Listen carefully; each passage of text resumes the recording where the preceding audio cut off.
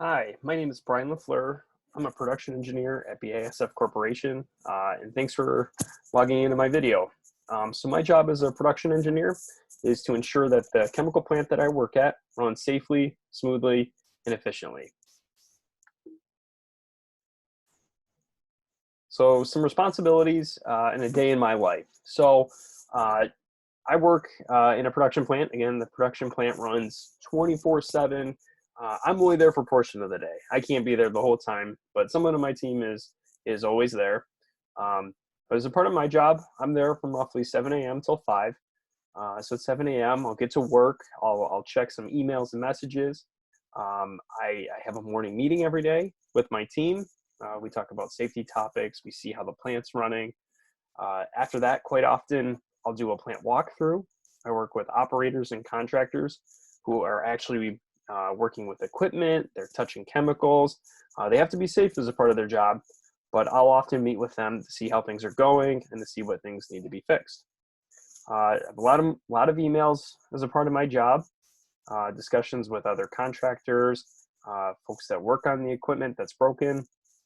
I get to talk to a lot of different people in my job. So if that's something that's appealing to you, is working with a lot of different people, that's something that a chemical engineer absolutely gets to do. So sometimes we have a lunch safety meeting. I have Jimmy John's way too often at work. Would love to not have Jimmy John's for lunch, but that is a nice perk sometimes if they bring lunch in.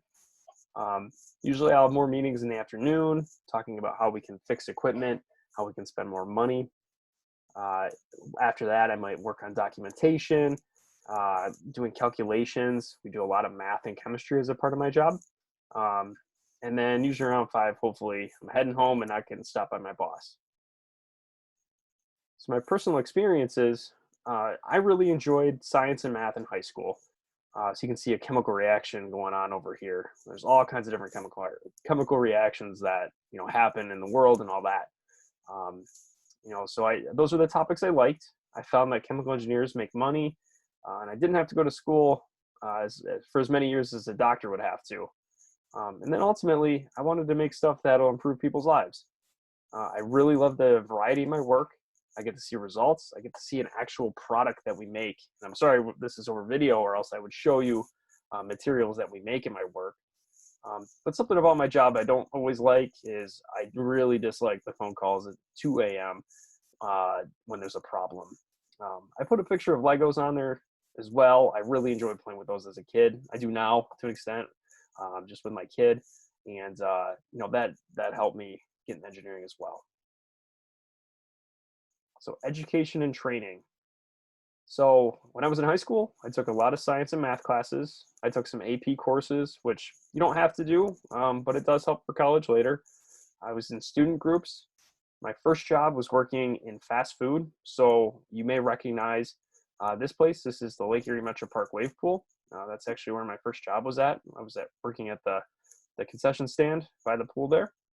Uh, and then for my education, I got a Bachelor of Science degree in chemical engineering. So to be a production engineer like I am, you can get almost any type of engineering degree. Um, but usually for school, it'll take 4 to 5 years. A lot of different schools are good for engineering programs. I went to Michigan State. And make sure you try to do internships and co-ops. This is where you're still a student, but you would go to work maybe over the summer or during the school year, and you learn about what companies do, and they'll pay you, which is nice. So, earnings and employment outlook. So this is going back a few years, but in 2017, average salaries look like this. Chemical engineering, you can make a lot of money as an engineer. Look at all these different engineering degrees you can get, and there's a lot of different companies you can work for. I should mention too, as an engineer, you can become a researcher. You could work in a lab, or you could work for a production company as well. Something to think about is insurance and benefits. You don't have to worry about that right now, but when you get a job someday, you'll want to make sure your job comes with good insurance and benefits. And then there's a consistent demand. So as a production engineer, my plant is, we have years where we don't need as much material, and some years we need more, but it's not as not as up and down as maybe the auto industry is. So Ford and GM are big in the area here. They experience ups and downs. We supply materials to them, but because we don't sell the actual cars, we don't experience the ups and downs quite like they do. So as a production engineer, as a chemical engineer, thankfully, we have pretty consistent demand, which means I get to keep a job. Professionalism. So you work with many different types of people. It's important to know the audience you work with. Sometimes I work with people really high up in the company. I need to be more professional. I need to dress better for my meetings. Sometimes I'm working with maintenance mechanics, contractors out in the plant. They're dirty, they're swearing. I can be a little more relaxed in that setting. You're gonna have a lot of meetings as an engineer, and something to be careful about is social media.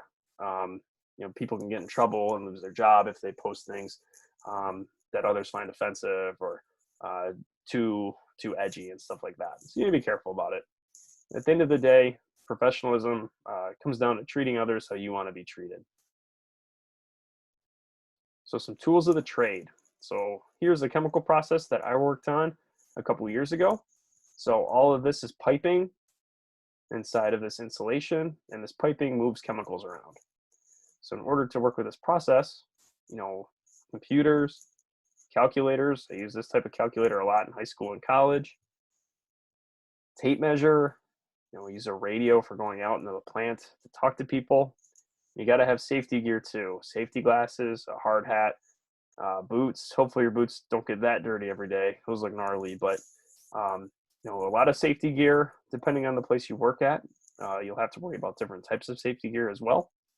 But again, a lot of engineering tools involve computers and calculators. There's a lot of other tools not shown here too.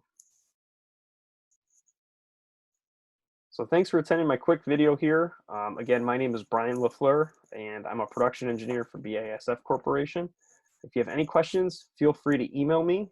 You can see my email address here on the screen, and I'll talk to you then. Thank you.